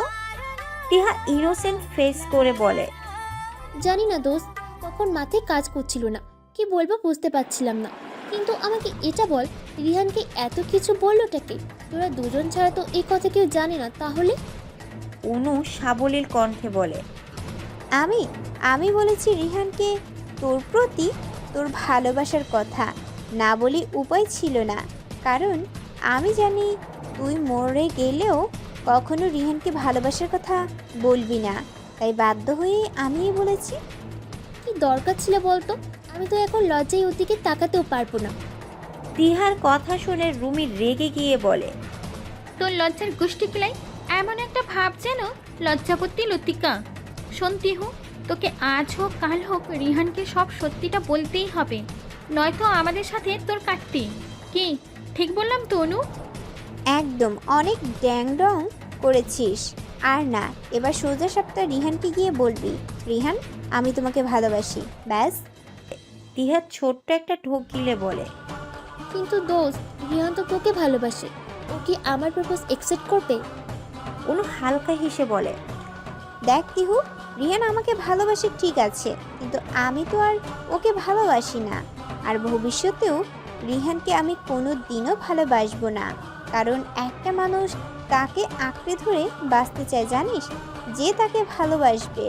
রিহান যখন বুঝতে পারবে যে তুই সত্যি ওকে অনেক ভালোবাসিস, তখন তুই বুঝতে পারবি, তোর কাছে গেলে সে ভালোবাসা পাবে। তখন দেখিস ও তোর ভালোবাসা গ্রহণ করে নিবে। যখন স্বভাবতই ভালোবাসা খুঁজে, যার থেকে ভালোবাসা পায় তাকেই আঁকড়ে ধরে বাঁচতে চায়। তাই তোর এখন কাজ হলো নিজের মনের সুপ্ত ভালোবাসাটা রিহানের সামনে প্রকাশ করা। আমার মনে হয় রিহান তোর ভালোবাসার মূল্য ঠিক দিবে। অনুর সব কথা শুনে তিহা ছোট্ট একটা নিঃশ্বাস ফেলে বলে, তাই যেন হয় অনু, তোরা চিন্তা করিস না, আমি খুব তাড়াতাড়ি মনের মধ্যে সাহস রেখে রিহানকে আমার ভালোবাসার কথাটা বলবো, শুধু তোরা আমার পাশে থাকিস। তিহার কথায় রুমি আর অনু দুই পাশ থেকে আলতো করে তিহার মাথার পাশে মাথা ঠেকিয়ে একসাথে বলে, আমরা অলওয়েজ তোর পাশে আছি বান্ধবী। বিছানায় হেলান দিয়ে বসে বসে বই পড়ছে আরাম। বই পড়াটা তার শখের একটা জিনিস, তবে এতদিন অফিসে আর ভার্সিটির চাপে এই শখটা প্রায় ভুলতে বসেছিল সে। কিন্তু আজ আবার হাতের মধ্যে তার প্রিয় শখটা খুঁজে পেয়ে ভীষণ ভালো লাগছে তার। রেহান বাবা আসবো? রিহান পেছনে ঘুরে দেখে দরজার সামনে তার পিয়ে দাঁড়ানো, মুখে কেবল একটা বিষণ্ণ ছাপ। পিয়ে দেখে রিহানের বইটা পাশে রেখে উঠে দাঁড়ায়, তারপর হালকা হেসে বলে, এসো না পিয়ে, অনুমতি নেওয়ার কি আছে? পারভেজ সাহেব ভেতরে এসে বিষণ্ণ মনে বিছানার উপর বসে। তার চোখে মুখে চিন্তার ছাপটা বেশ স্পষ্ট। আরাফও বুঝতে পারে তার পিয়ে কোনো ব্যাপার নিয়ে দুশ্চিন্তায় আছে, তাই সে তার পিয়ের পাশে বসে তার দিকে স্থির দৃষ্টিতে তাকিয়ে বলে, কি হয়েছে বিয়ে? তোমার চোখ মুখ কেমন দেখাচ্ছে কেন? পারভেজ সাহেব ছোট্ট একটা নিঃশ্বাস ফেলে আরাফের দিকে তাকিয়ে বলে, আরাফ, বাসায় পুলিশ আসছে আমাদের থেকে সেদিনের ঘটনাগুলো জানার জন্য। ওনাদের বলেছিলাম আরও কিছুদিন সময় দিতে, কিন্তু ওনারা রাজি হয়নি। বললো যে আমাদের স্টেটমেন্টের উপর ভিত্তি করে ওনারা তদন্ত করবেন, তাই এই তদন্তের খাতিরে আমাদের থেকে আজই সবটা জানতে চাইছি। কথাটা বলে আবার ছোট্ট একটা নিঃশ্বাস ফেলেন উনি, কিন্তু আরাফ বেশ স্বাভাবিক গলায় বলে, তো আসুক না, আমি ওনাদের সেদিনের ঘটনা সবটা খুলেই বলবো। আরাফের কথায় ভ্রু যুগল কুঁচকে আসে পারভেজ সাহেবের। তিনি গম্ভীর কণ্ঠে বলে, একদম না, পুলিশের সামনে তোর কিছু বলার দরকার নেই, যা বলার আমি বলবো, তুই চুপ থাকবি। পিয়ের কথায় আরাফ হালকা হাসে, কিন্তু সে মনে মনে ঠিক করে নেয় পুলিশকে ঠিক কি বলবে আর তারপর তার সাথে কি হবে সেটাও সে জানে, কিন্তু কিছু করার নেই, সত্যিটা তো বলতেই হবে। কথাগুলো ভেবে ছোট্ট একটা দীর্ঘশ্বাস ফেলে সে। ড্রয়িং রুমে বসে আছে 4 জন মানুষ। পারভেজ সাহেব আর আরাফ এক পাশে চেয়ারে বসেছেন, আর অন্য পাশে সোফাতে বসেছেন 2 জন পুলিশ অফিসার। তাদের কাঁধে ব্যাজ দেখে আরাফ বুঝতে পারে এখানে একজন থানার ইনচার্জ আর অন্যজন এসআই। অনুর মা রাহেলা বেগম 4 কাপ চা আর কিছু ফল ফলাদি তাদের সামনে রেখে আবার রান্নাঘরে চলে যায়। পারভেজ সাহেব চায়ের কাপগুলো তাদের এগিয়ে দিতে বলে, নিন অফিসে চা খান আর কথা বলুন। 2 জন অফিসার হাত বাড়িয়ে চায়ের কাপ নিল। ইনচার্জ চায়ের কাপে হালকা চুমুক দিয়ে সেটা পাশে রাখলেন। তারপর তিনি আরাফ আর পারভেজ সাহেবের দিকে স্থির দৃষ্টিতে তাকিয়ে বললেন, তো এবার আপনারা বলুন যে সেদিন ঠিক কি হয়েছিল, আর হ্যাঁ অবশ্যই সবটা সত্যি যেন হয়। পারভেজ সাহেব কিছু বলতে যাবে তার আগে আরাফ বলে ওঠে, আমি বলছি অফিসার, আর আমি সবটা সত্যিই বলবো। আরাফের কথা শুনে পারভেজ সাহেব বিচলিত হয়ে বলেন। তিনি উত্তেজিত কণ্ঠে আরাফকে বলেন, আরাফ তো কিছু বলতে হবে না, আমি বলছি তো সব কিছু। আরাফ পিয়ের দিকে তাকিয়ে হালকা হেসে বলে, তুমি কি করে সবটা বলবে? যেখানে সব কিছু করেছে আমি, সেখানে সবটা আমারই বলা উচিত। আরাফের কথায় পারভেজ সাহেবের মনে অজানা ভয় ঢুকে পড়ে। তিনি খুব ভালো করে জানেন আরাফ সব সত্যি বলে দিবে, কিন্তু এমনটা হলে যে আরাফের জেলও হতে পারে। চিন্তায় কপালে ভাঁজ পড়ে তার, কিন্তু আরাফ সেদিকে খেয়াল না করে অফিসারদের সবটা সত্যি বলতে শুরু করে। আসলে অফিসার, সেদিন বিল্ডিং আগুন লাগাটা আমি লাগিয়েছিলাম। আমার পিএ মানে পারভেজ আহমেদ কিছু খারাপ লোক আটকে রেখেছিল। তারা ওনাকে আর আমাকে মেরে ফেলতে চেয়েছে। তখন আমি পিএকে বাঁচানোর জন্য কোনো উপায় না পেয়ে বিল্ডিংয়ের গ্রাউন্ড ফ্লোরের শর্ট সার্কিটের মাধ্যমে আগুন লাগিয়ে দিই। আমি জানি আমার এই আগুনের কারণে কয়েকজন মানুষ মারাও গেছে, কিন্তু তাতে আমার কোনো আফসোস নেই। আমি আমার পিএকে বাঁচাতে পেরেছি, সেটা যথেষ্ট। আমার কাজটা যে আইনের চোখে অপরাধ সেটাও আমি জানি। এখন আপনারা চাইলে আমাকে গ্রেফতার করতে পারেন। কথাটা বলে ছোট্ট একটা নিঃশ্বাস ফেলে আরাফ। তার সামনে বসে থাকা অফিসারগুলো একজন অন্যজনের দিকে চাওয়াচাওয়ি করে গম্ভীর কণ্ঠে বলে, দেখুন মিস্টার আরাফ, আপনি যা করেছেন সেটাও একটা অপরাধ। যদিও আপনি নিজেকে আর পারভেজ আহমেদকে বাঁচানোর জন্য এমনটা করেছেন, তবে আপনার এই কাজের জন্য কিছু মানুষ মারা গিয়েছে। কিন্তু যেহেতু আপনি নিজেকে রক্ষা করার জন্য এমনটা করেছেন, তাই আমার মনে হয় কোর্ট আপনাকে মুক্তি দিয়ে দিতে পারে। কিন্তু এখন আপনাকে আমাদের সাথে থানায় যেতে হবে, আর কাল এই কেসটা কোর্টে উঠবে। তখন কোর্টই বিচার করবে যে আপনি শাস্তি পাবেন কি পাবেন না। এর আগে একদিনের জন্য হলেও আপনাকে থানায় থাকতে হবে। অফিসারের কথা শুনে পারভেজ সাহেব ক্ষেপে যান। তিনি রেগে গিয়ে বলে উঠে, মানে কি অফিসার? আরাফ তো আর ইচ্ছে করে সবটা করেনি। ও যদি আজকে ওই বিল্ডিংয়ে আগুন না লাগতো, তাহলে আমাকে আর ওকে দুজনকেই মেরে ফেলা হতো। ও যা করেছে শুধুমাত্র আমার কথা ভেবে করেছে। আসল অপরাধী তো তারা, যারা আমাকে আর আরাফকে আটকে রেখেছিল। আপনি তাদের না অ্যারেস্ট করে আরাফকে অ্যারেস্ট করার কথা কেন বলছেন? আসল অপরাধী কে বা কারা তা আমরা তদন্তের মাধ্যমে খুঁজে বের করব। চিন্তা করবেন না, অপরাধীরা কেউই ছাড় পাবে না, সবাইকে আইনের আওতায় আনা হবে। তবে এখানে মিস্টার আরাফের করা কাজটাও একটা অপরাধ, তাই ডিউটি অনুযায়ী আমাদের ওনাকে গ্রেপ্তার করতে হবে। আর কাল যেহেতু কেসটা কোর্টে উঠবে, তাই আজই আপনি একজন ভালো অ্যাডভোকেট খুঁজে নেন, কাল যেন তিনি ওনার হয়ে কোর্টে কথা বলতে পারেন। পারভেজ সাহেবের মুখটা বিষণ্ণতায় ছেয়ে যায়, চোখের কোণে পানি জমে তার। আরাফকে যে আর এত কষ্টে দেখতে পারছেন না তিনি। আরাফ বুঝতে পারছেন তার পিয়ে তার জন্য মন খারাপ করছে, তাই সে পিয়ের হাত দুটোকে তার হাতের মাঝে নিয়ে মিহি কণ্ঠে বলে, পিএ মন খারাপ করছো কেন? তুমি মন খারাপ করলে আমারও তো মন খারাপ হয়, তাই না? আর এত ভেবো না, আমি কালই আমার ছাড়া পেয়ে যাবো। দেখো, তোমার দোয়া আছেন আমার সাথে, কিছুই হবে না আমার। আর তুমি তো জানো পিএ আমার মিথ্যে পছন্দ না। সত্যি বলে যদি শাস্তিও পেতে হয় তবুও আমি রাজি আছি, তাও যদি মিথ্যা বলবো না। আমি যা করেছি তোমাকে ভালোবেসে করেছি। আমার কৃতকর্মের জন্য আমার বিন্দুমাত্র আফসোস নেই। যে মানুষগুলো মারা গেছে সেই মানুষগুলো বেঁচে থাকলে দেশে আর দেশের মানুষদের না অনেক বিপদ হতো। তাই এদের মতো মানুষের বেঁচে থেকে কী লাভ? আর তুমিও ভয় পেও না, আল্লাহ যা চাইবে তাই তো হবে। আমরা কেউই আমাদের ভাগ্য বদলাতে পারবো না, তাই মন খারাপ না করে যা ভাগ্যে আছে তাই মেনে নেওয়া উচিত। কথাগুলো বলা শেষ করে আরব পুলিশ অফিসারদের উদ্দেশ্যে বলে, চলুন অফিসার। আরাফকে নিয়ে চলে গেলেন তারা। পারভেজ সাহেব এখনো সেখানে স্তব্ধ হয়ে বসে আছেন। আরাফ বেরিয়ে যেতেই রাহেলা বেগম এক প্রকার দৌড়ে পারভেজ সাহেবের কাছে এসে চিন্তা মুখে তাকে প্রশ্ন করে, ওই পুলিশগুলো আরাবকে কেন ধরে নিয়ে গেল? আরাব তো ভালো ছেলে, ও তো কিছু করেনি। পারভেজ সাহেব একবার শান্ত দৃষ্টিতে রাহেলাকে দিকে বেগমের দিকে তাকান, তারপর ছোট্ট একটা নিঃশ্বাস ফেলে তাকে সবটা বলেন। সবকিছু শুনে রাহেলা বেগম পারভেজ সাহেবের পাশে বসে তার হাতের উপরে হাত রেখে বলেন, চিন্তা করো না, কিচ্ছু হবে না আরাফের। ছেলেটা বড্ড সহজ সরল। নয়তো আজকাল এমন ছেলে কয়টা হয় বলতো, যে কিনা বিনা দ্বিধায় সব সত্যি বলতে পারে? এমন একটা ভালো ছেলের সাথে আল্লাহ কখনো কিছু খারাপ হতে দেবে না। দেখো, আর তুমি যদি এভাবে ভেঙে পড়ো তাহলে আরাফের পাশে কে দাঁড়াবে বলতো? এই মুহূর্তে যে ও তোমাকে খুব প্রয়োজন। তাই তোমার এখন এভাবে ভেঙে না পড়ে কিভাবে আরাফকে বাঁচানো যায় সেটাই ভাবতে হবে। রাহেলা বেগমের কথায় পারভেজ সাহেব উপলব্ধি করতে পারেন যে এখন মন খারাপ করে চুপচাপ বসে থাকলে চলবে না, কিছু একটা করতে হবে। তাকে বাঁচাতে গিয়ে তো একটার পর একটা বিপদে পড়েছে আরাফ, তাই এখন তাকেই কিছু একটা করতে হবে। কথাগুলো ভেবে পারভেজ সাহেব রাহেলা বেগমকে বলে কোথাও একটা বেরিয়ে গেলেন। ভার্সিটি থেকে এসে সোজা নিজের রুমে চলে যান অনু। ফ্রেশ হয়ে এসে সে আরাফের রুমের দরজার সামনে গিয়ে দাঁড়ায়। দরজাটা হালকা চাপানো।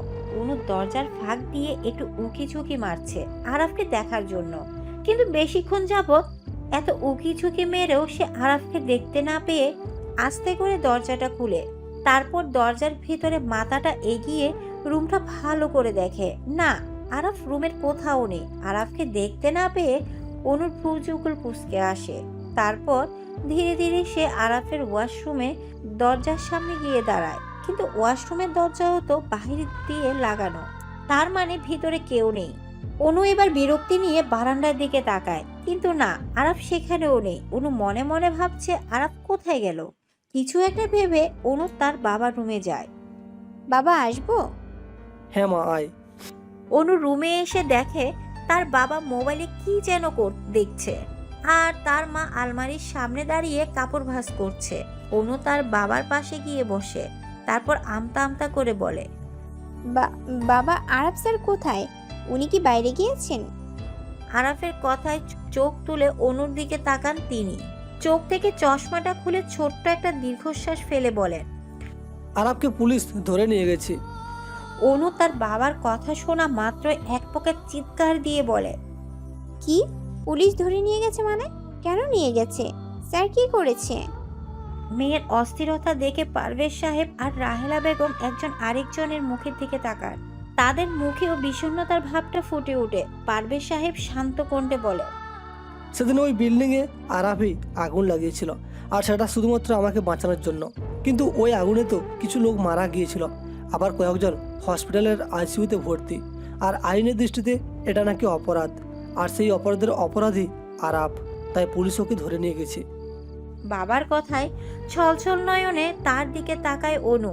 তারপরও সে ভাঙা গলায় বলে, কিন্তু বাবা, আরাফ স্যার যা করেছে তোমাকে বাঁচানোর জন্য করেছে। স্যার, উনি কেন শাস্তি পাবে? তাহলে তো পাবে ওই লোকেরা যারা তোমাকে আটকে রেখেছিল। আরাফ স্যার তো নির্দোষ, তুমি বলনি ওদেরকে? বলেছিলাম মা, কিন্তু ওনারা আমার কোনো কথাই শুনেননি। বলছেন কাল কেসটা কোর্টে উঠবে, তখন যেন আরাফের পক্ষে একটা উকিল নিয়ে সেখানে হাজির হয়। তুমি কি কোনো উকিলের সাথে কথা বলেছো? বলেছি, আর তিনি আরাফের হয়ে কেসটা লড়তে রাজি হয়েছেন। এখন আল্লাহ সহায় থাকলেই হয়, কালে যেন আমরা আরাফকে ছাড়িয়ে নিয়ে আনতে পারি, সেই দোয়াই রাখছি। বাবা, স্যার কিছু করেনি, তাই স্যারের কোনো শাস্তিও হবে না। আমার সবাই স্যারের পাশে দাঁড়াবো, কিচ্ছু হতে দেব না স্যারের। অনুর কথা শুনে তার মাথায় হাত বুলিয়ে দেন পারভেজ সাহেব। তার মনে মনে আরাফের মুক্তির জন্য আল্লাহর কাছে দোয়া করতে থাকেন। সারাদিন যেমন তেমন কেটে গেলেও রাতে যেন অনুর অস্থিরতাটা আরো বেড়ে গিয়েছে। আজ সারাদিন আরাফকে ভীষণ মিস করেছে সে। বারবার আরাফের রুমে গিয়েছে, আলমারি খুলে আরাফের শার্টগুলোতে হাত বুলিয়েছে। জানে না কেন সে এমন করছে। আরাফের কথা ভীষণ রকম মনে পড়ছে তার। এমনিতেই আরাফ অসুস্থ, তার উপর থানার মধ্যে কিভাবে ওকে রাখা হয়েছে কে জানে। ভীষণ মায়া হচ্ছে তার আরাফের জন্য। আরাফের কথা ভাবছে আর পুরো রুম জুড়ে পায়চারি করছে অনু। হাত দুটোকে কসলাতে কসলাতে আত্মরা বানিয়ে ফেলেছে, তবুও যেন কিছুতেই শান্তি পাচ্ছে না সে। আরাফকে ছাড়া যেন অনুর মনে কেমন শূন্যতা অনুভব করছে। তাহলে কি সে আরাফের মায়ায় পড়ে গেল? পরক্ষণে সে আবার ভাবে, এটা কি শুধুমাত্র তার মায়া নাকি অন্য কিছু? যাই হোক, তার এই মুহূর্তে আরাফকে খুব দেখতে ইচ্ছে করছে। আরাফের সেই মিষ্টি হাসিটাকে অনুর খুব দেখতে ইচ্ছে করছে। নিজের মনে এত এত ইচ্ছে কি করে পূরণ করবে সে? আরাফ যে তার সামনে নেই, চাইলে যে সে তাকে দেখতে পারবে না। কথাগুলো ভেবে ছোট্ট একটা দীর্ঘশ্বাস ফেলে বিছানায় গা এলিয়ে দেয় অনু।